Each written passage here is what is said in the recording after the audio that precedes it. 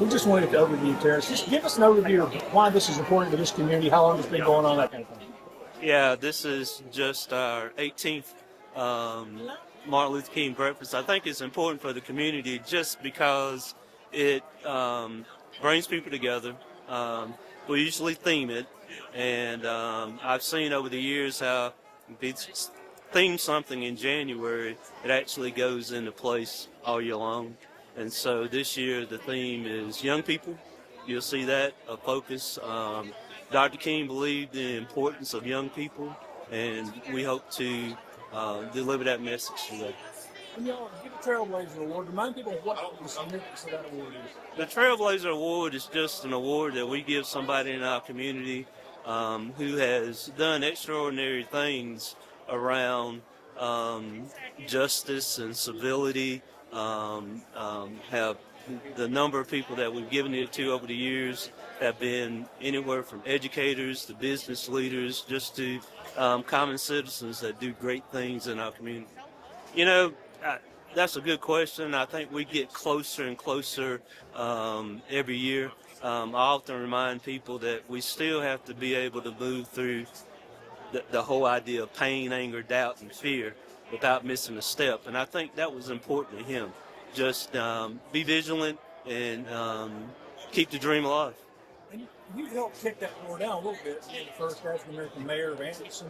Yeah, What changes have you seen? You know, I think the changes that I've seen since I've been mayor is people don't necessarily look at the color of your skin. They just look at your heart and what you're trying to do for your community. And I think that's what Dr. King wanted. He didn't want people to be judged by the color of their skin, their religion, their creed. You know, he just wanted people to love each other and do good things. Why are events like this important to the community, and how is Martin Luther King important to you? Dr. King's important to me because he shows integration, how people can work together, achieve a common goal, but it's not about race, color, it's more about humanity and being the person you are inside and being able to express that and work well with other people. How is this breakfast every year important to the community? It's important to the community because it brings, as you look around, we have people from all different genres, businesses, organizations, and it allows us to come together under a common goal of trying to do better, promote Anderson County, move it forward, and it's all about compassion, integration, and just, again, achieving a common goal for the betterment of Anderson County as a whole.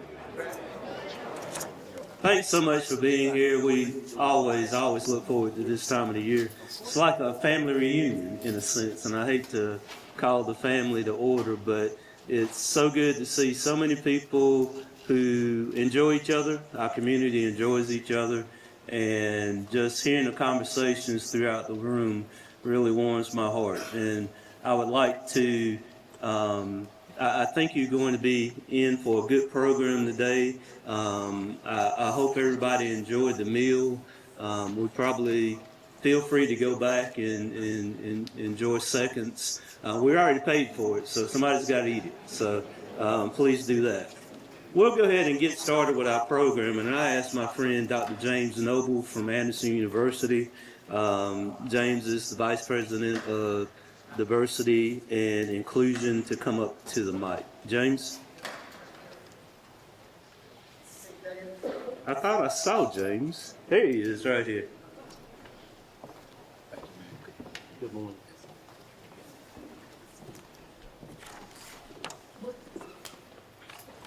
Well, good morning. This is the day that the Lord has made. We will rejoice and be glad in it. Can we thank God for this day?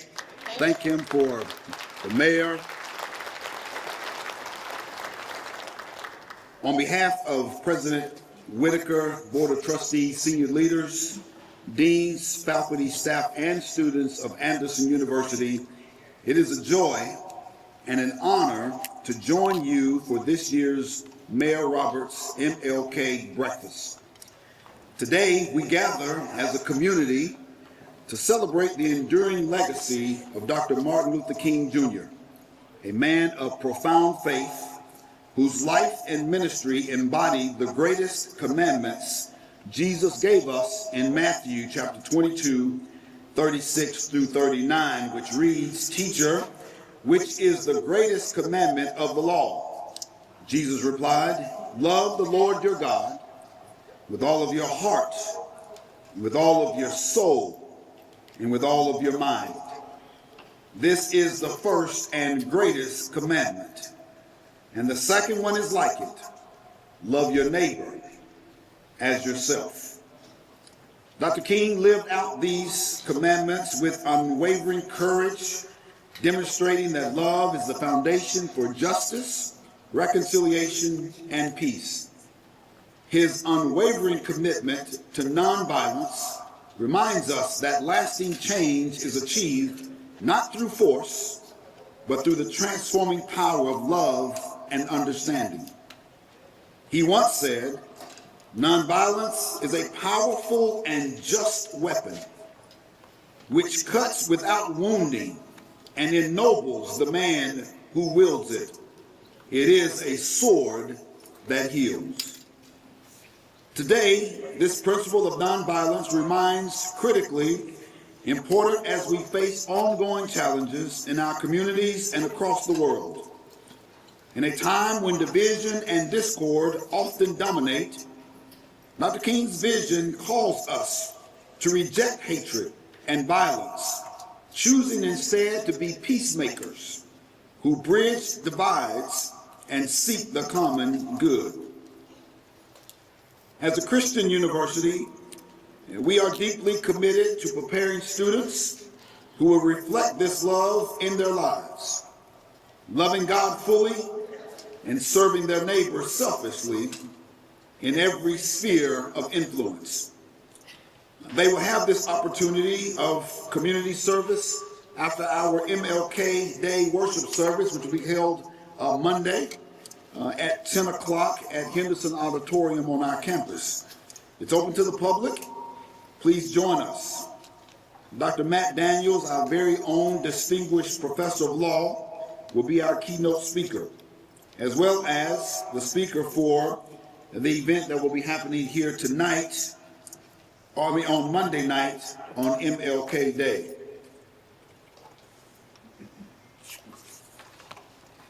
To the leaders, organizations, and neighbors gathered here this morning, we honor the work you are doing to advance equality, healing, and hope in our community.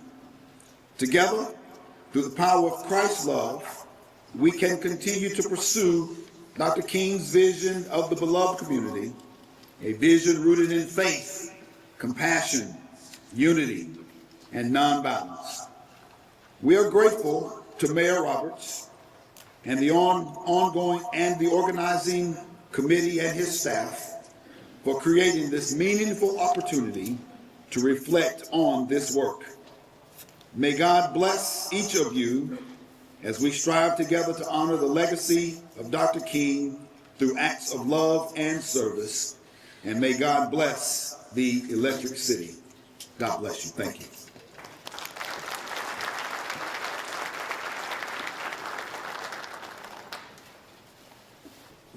And now I would ask our friend Reverend Mayor Terence to come up to lead us in prayer. Let us bow our heads. O wise and everlasting God, God, we ask, if you will, to grant us the serenity, Lord God, the calmness and the peace at a time like this. Then, God, if you will, give us the courage, God, to go forward with the mountains and the hills that we may have to climb. God, we also ask, if you will, to give us the wisdom that we may know the difference. Be a fence around us on this day, God, as we go forward. Keep us and guide us. In your Son, Jesus' name, we pray. Amen. Now we have a video that who was Dr. Martin Luther King? He had a dream for people to be together, and in the future, which is now, we're all together. You know, people like black people, because white and black people at that time were not getting along. He never fighted with his hands. He fighted with his words. Remember what he did in case people didn't get along again. He had a dream that people should be together, and he spoke with his words for his speech to make them come together. You know, hosting the MLK breakfast with the theme of educating our young children is both a profound honor and a significant responsibility that I deeply believe in.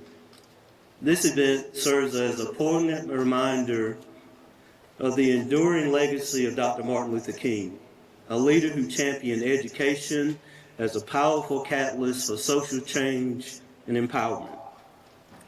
As we gather to celebrate his life and teachings, we are called to reflect on the vital role that education plays in shaping the minds and the future of our young people.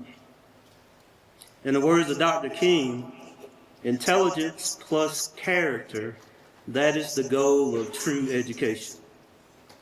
This sentiment resonates strongly as we consider the importance of nurturing not only the intellectual capabilities of our children, but also the moral and the ethical development. The theme of this breakfast emphasizes the necessity to provide our youth with a solid educational foundation, equipping them with the knowledge and skills necessary and needed to navigate an increasingly complex world. As we come together as a community, we're reminded that the responsibility of educating our children does not rest solely on the shoulders of educators. It's a collective effort that involves parents, community leaders, and every member of society. By prioritizing education, we honor Dr. King's vision of a future where all children, regardless of their background, have access to resources and opportunities they need to succeed. This breakfast is an opportunity for us to inspire one another, to share ideas, and to commit ourselves to fostering an environment that values learning and growth. It's a chance to ignite passion within our community for education of our young people, encouraging them to dream big, ask questions, and challenge the status quo. In doing so, we empower the next generation to become the leaders, thinkers, and the change makers of tomorrow. As we break bread together, let us remember that every child is a promise for the future, and it is our duty to nurture and promise through education. By investing in our youth today, we're laying the groundwork for a more just, equitable, and compassionate society. Together, let us strive to honor Dr. King's legacy by ensuring that every child has the opportunity to learn, grow, and shine. And I hope you saw in the first video, and we have a couple of these, and one coming up next. We went out and talked to our young children and asked them what they thought about. The first one was, who was Dr. Martin Luther King in their eyes? Our next video will talk about the values that freedom, perseverance, hope, justice, and conscience. What did King mean and what they think that meant. So the next video starts immediately. Probably valued hope because it was a really important factor to a lot of people's lives, and a lot of people just really need it to keep moving forward. What he really did was it failed like a lot of times, and it took a while, but he used his perseverance to get up, try again, get up, try again.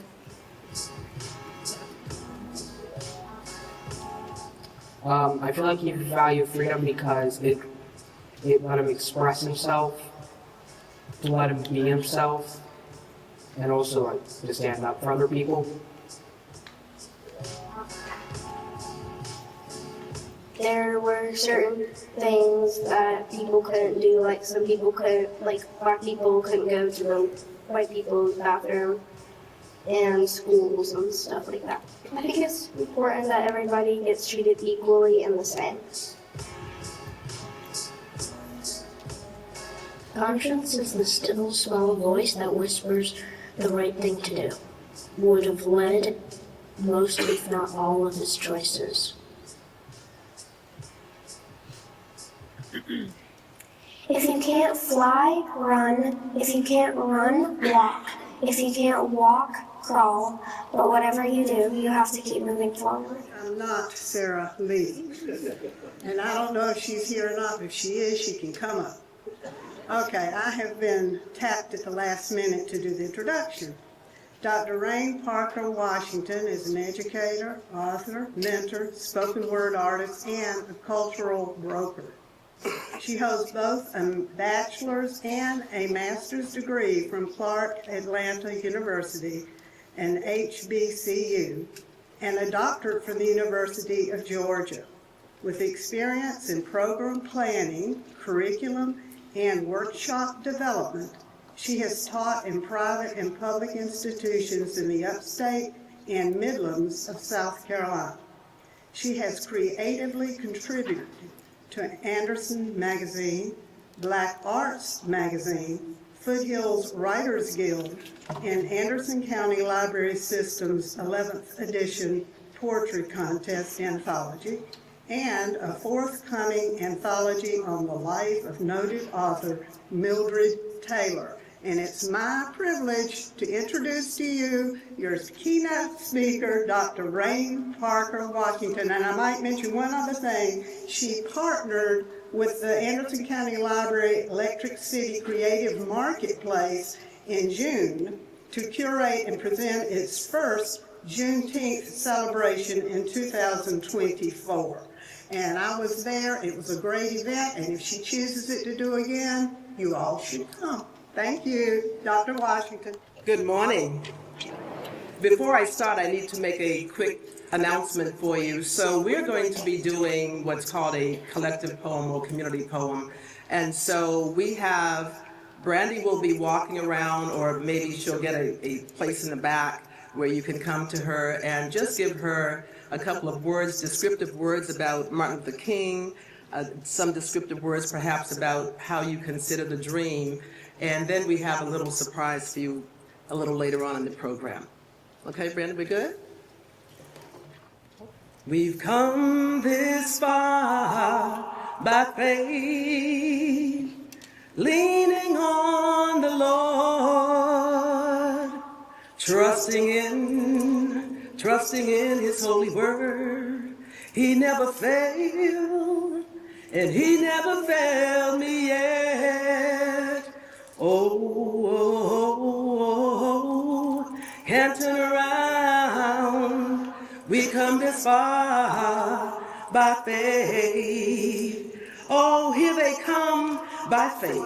Can't turn around, oh, how they sway. Burgundy sheen robes with brassy bold collars, billowing cascading sleeves, cover angelic hands, not voices, oh, sing, choir sing. They say faith is the evidence of things unseen, and with faith one can move mountains of discord. Hope is more futuristic. One can be Jackson, as in Jesse Jackson, he said, keep hope alive. Or one can be grandma, like my grandma, who was really futuristic in her own way. So let me tell you a little bit about Mary B. As an undergrad, Mary Betty wrote me letters that I still have today. This woman who with an 8th grade education was one of the smartest people I have known and been inspired by.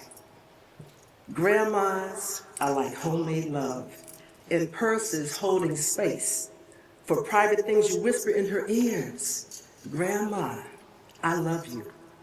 Holding space for comforting things in half tissue, wrapped, covered, pepperminted in pearl jeweled purses that held handkerchiefs, dotted with sweet spittle with love, for tears and dotting dreams, her legacy blooms. She was grandma, who put on her Sunday best, lotioned legs and combed heads in preparation for a king.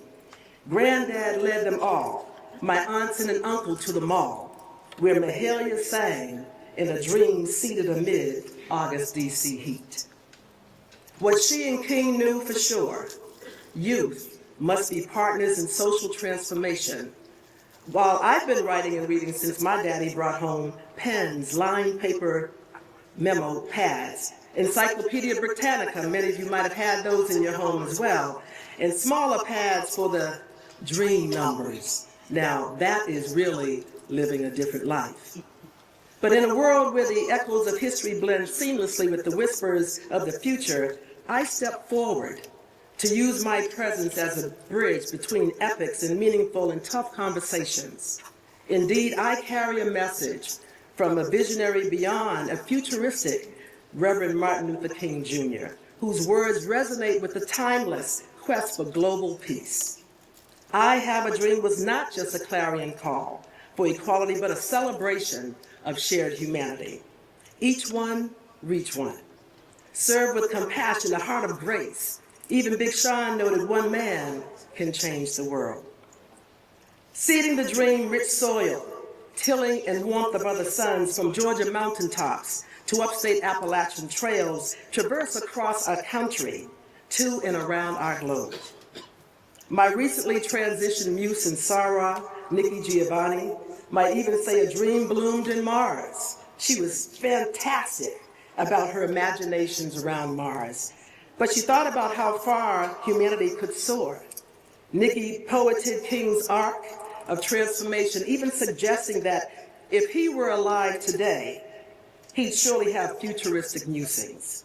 Peace on Mars, and I dare say, seeding the dream across 5 decades, reflected from Common, who enshrine the wisdom of the elders and the young people's energy, to Richard Johnson's, whose riffs and trills, standing at crossroads to Etta's at last, Leontine and some queens, Riri and Latifah, UNITY, to Langston, to Zora, to Baldwin, Badu, Beatles, Big Sean, and Youth Poet Laureate, Amanda Gorman, and Galaxies and Galleries, and Wakandas and states across our country.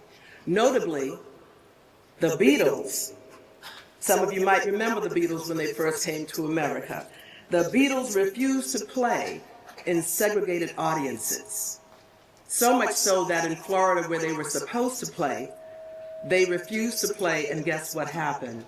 They opened those doors wide open. Just a point of history. King infused the arts, which is why I'm excited and delighted to deliver this spoken word / keynote speaking.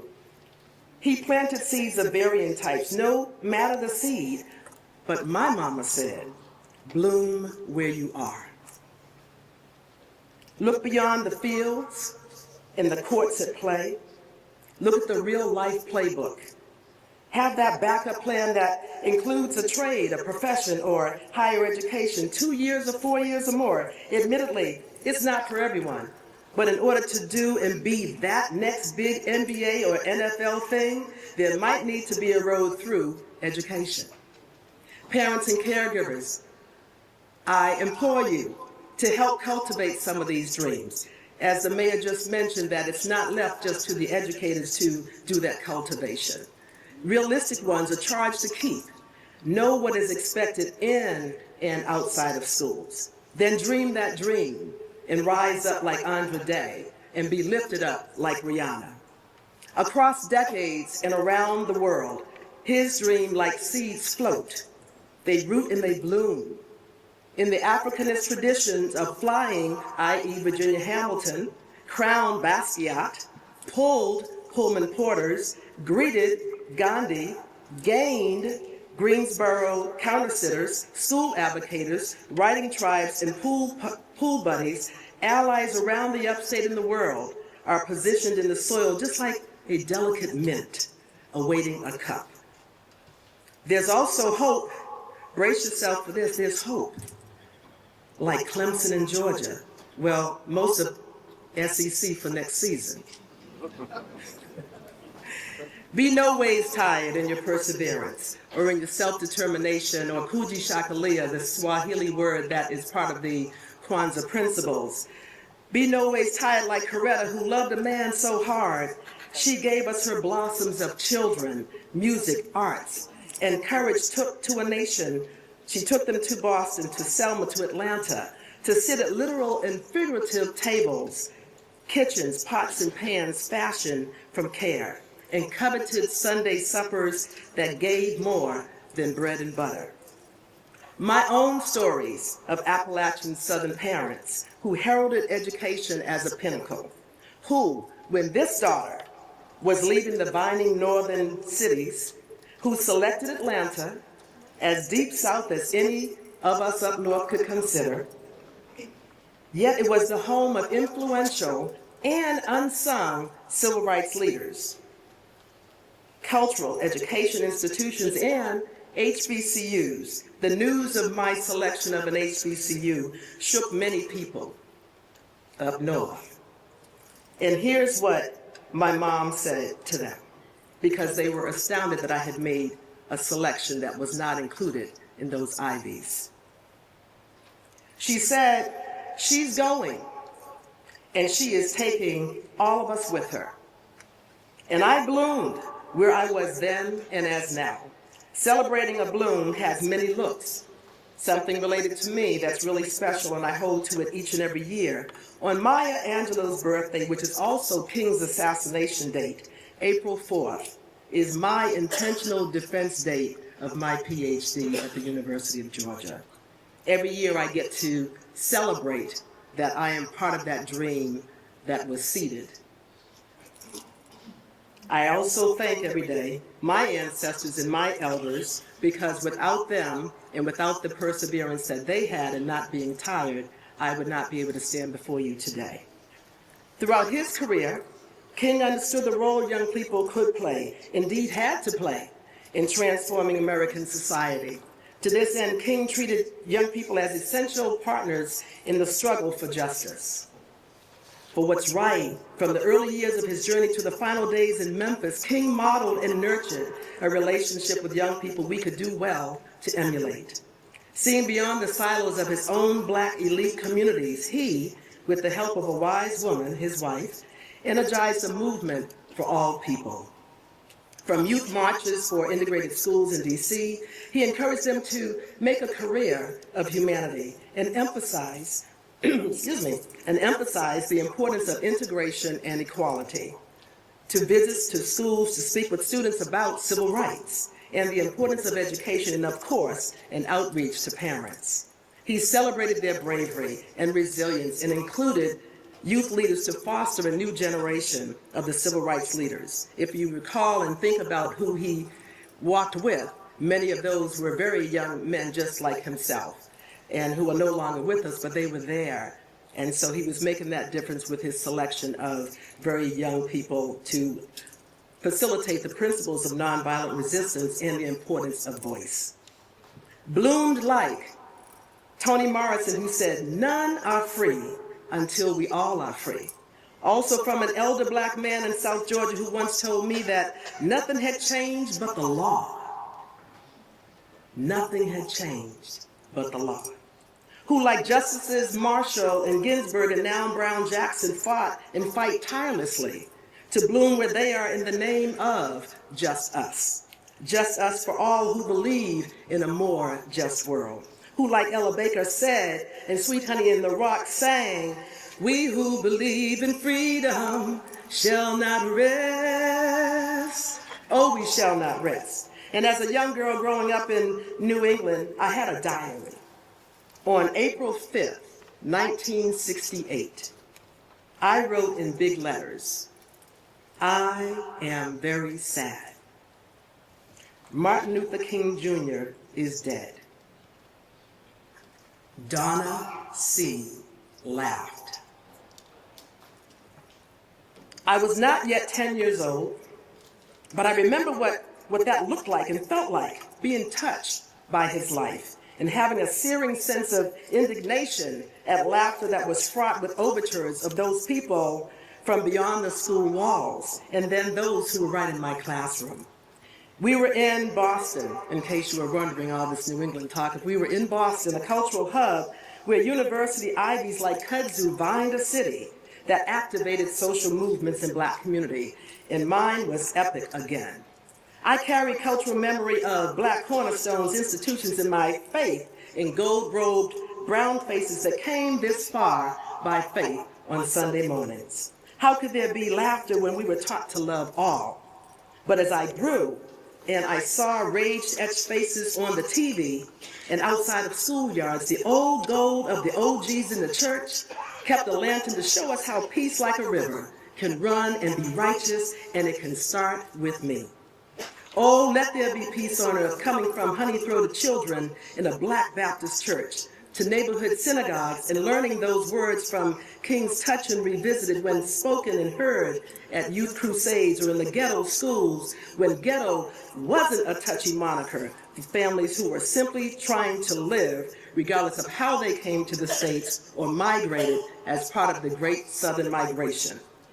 My parents were part of that migration. My parents migrated to New England from Virginia. Or universities across seas and southernmost breezes filled with accents, accentuating a dream of the future of peace on earth and a promise of balance on a shaky economic floor. And letting it begin with me meant owning it. Leaning in with it, as Fat Joe said, or recently Pulitzer Prize artisan of words Kendrick Lamar, Common and will.i.am, masses of musicians and artisans sang, "We are the world in earnest." And MJ's gotta make a change. Be the change. I have a second story that I want to share. It's a little shorter, but it's closer to home. It's closer to home for those of us in the room who are wearers of purple and orange, whether by kinship or culture or community. Others from parallel states where red and black is a nation across 159 counties. Cadres of college students would tell me one of three things about an assignment that I gave them. The assignment was titled Reimagining I Have a Dream speech, as an example of English language arts that students could use to introduce to their own students when they became teachers. So that would include reading, listening, speaking, viewing, visually representing, and writing. However, unlike a Shakespearean piece or other dated Greek or Roman classics, this piece was a part of Americana. During that time when many of their parents and or great-grandparents might have lived, many students' communities were transforming during a 15-year battle to bring King's birthday to fore. Some of these students were possibly even born during that time, or perhaps not. But one of the things that they would share with me, there were three things that they would say about the assignment. I want you to think about this. The assignment was related to I Have a Dream. Three things they told me. I thought the speech was shorter. I thought the speech was for Black people only. And I have never read or listened to it in its entirety. So we who believe in freedom cannot rest. I cannot rest. I cannot rest as long as I'm standing in front of you, as long as I'm standing also in front of students, as long as I'm standing in front of anyone who will listen, as justice rolled down like a stream of waterfalls in southern terrains. And indeed, King's dream gives living water to thirst seedings. Indeed, in 2025, we reconcile that in King's words, injustice anywhere is a threat to justice everywhere. Stand firm against oppression and let your voice be that call for fairness and equity. The arc of the moral universe is long, but indeed it does bend towards justice. And you are the force that propels it forward. Sweet tea cakes and pineapple upside down cannot compete with resplendent recipes or refreshments of life. Langston Hughes a King artistic influencer by today's standards, noted, "I've seen tides turn. Seed your dream and bloom where you are." I want to thank, I probably did it backwards, but I had to get my artistry out so that I could do this great ending for Mayor Roberts. I want to thank you, Mayor Roberts, council members, state representatives, distinguished guests, our community members, my special members of the Divine Nine, and I want to also thank Brandy Bell Greer and those who came to celebrate a King dream into infinity. Now this is for you, especially Mayor Roberts. Thank you for the invitation to use spoken word art on such a magnanimous occasion. Drawing from real lived experiences, each step is profound. King's blueprint shines through as young to senior voices like sunflowers rise, shaking seedlings everywhere. No matter the hue, the heritage, the heart, or the hearth, their stories of hope, perseverance, freedom, and justice continue to grow. Each word spoken. In art enlivened paves a path towards a just future, their voices resonating with a trust in transformation. Let these seeds sprout from Anderson to Atlantic, that's a nod to Anderson magazine, accompanied by the unwavering pillars of hope, perseverance, freedom, and justice. Their stories, our collective stories across each decade, will bloom bold. Thank you. Everybody together to love each other for who they are. Bringing us back together and going to school with each other and things. Be a leader and treat everybody no matter the color. Do what you believe in, trust in what you believe in, and push out motivation and positivity.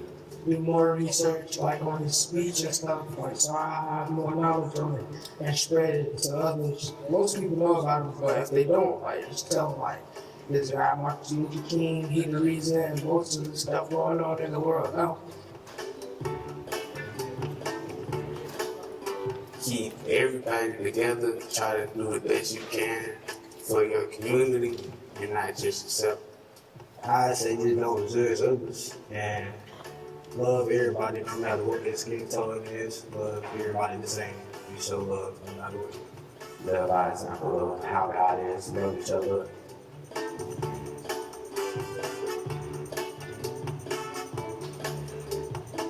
I have a dream. I have a dream. I have a dream. I have a dream. I have a dream. I have a dream. I have a dream. I have a dream. I have a dream. I have a dream. I have a dream. I have a dream. I have a dream. I have a dream. I have a dream. I have a dream. Again, thank you for being here. It is with great honor that I introduce someone that I think is really remarkable. This is the part of the program where we announce our Community Trailblazer. And our Community Trailblazer for this year is John Miller, the retired CEO of AnMed.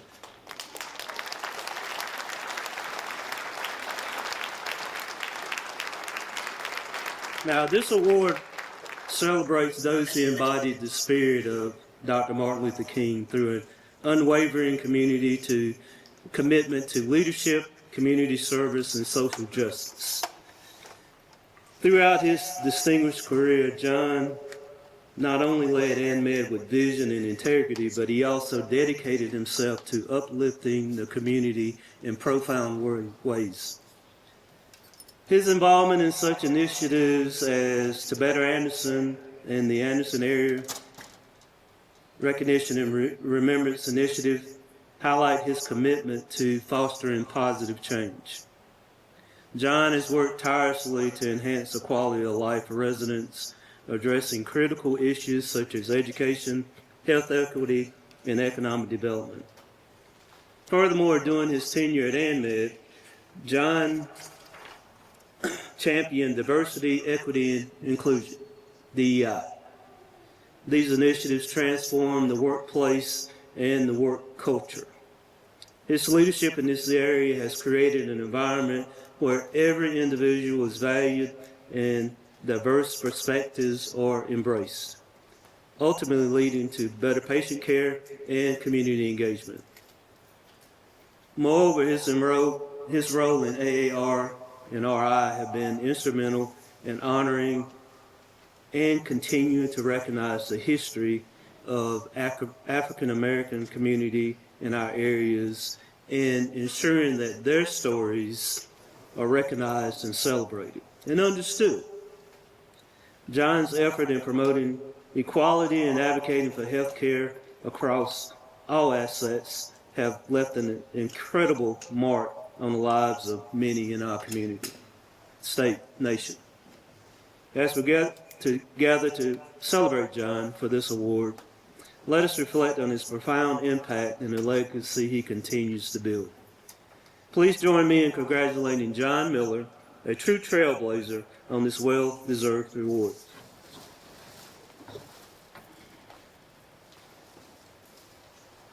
I had no idea. I would always say that I hope that we can change the dream into reality.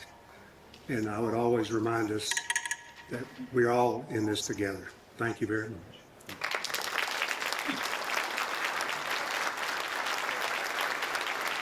Well, the joy of thinking on your feet happens in like 5 to 10 minutes sometimes. And we celebrate it in just quite that way. It's a joy. So I asked if you had some descriptive words or some phrases or just something that you wanted to say and contribute to the day. Because what I like to do is when we're in groups to really have an opportunity to do what we call a collective poem. And so I titled it, still it's part of the Seeding the Dream and Bloom Where You Are, but I titled it Conscience. And so here's what we do when we're hearing or listening to spoken word. So if you hear your phrase or your words, I want you to do that. If you hear something that I said in my speech, then I want you to do that as well. Okay, so let's see. Let's see how we did. Seeding the dream, bloom where you are, conscience. His grace is perfect. I am living the dream. With a voice of humility, justice, and love, God's dream of love. New beginnings never forget. Legacy, like being the first, but not the last. Having name and character, being important in that way. Action speaks louder than words. But Jesus is his divine name. King is who we celebrate today, but not without a mightier one who loves us all. I am the dream. The hope. He knows my name. So I want to do that little part. You know my name. You all know that song? You know my name. It's on the blueprint of the future world. And you have greatness in you. The world holds space for equal opportunity. Just show up and do it with loving kindness. The best is yet to come. Keep looking up with compassion to shine the light in the beloved and our beloved communities. It's a good day to celebrate his birthday. Dream big, bloom. Thank you. Thank you again. That was just perfect. Thank you all again for coming. I hope you have a good rest of the day. Have a good weekend. We got some things going on that the United Way is doing this weekend. So participate, and we have an event that the Ministerial Association is doing Monday night in this space too. So thank you. Have a good day. God bless you.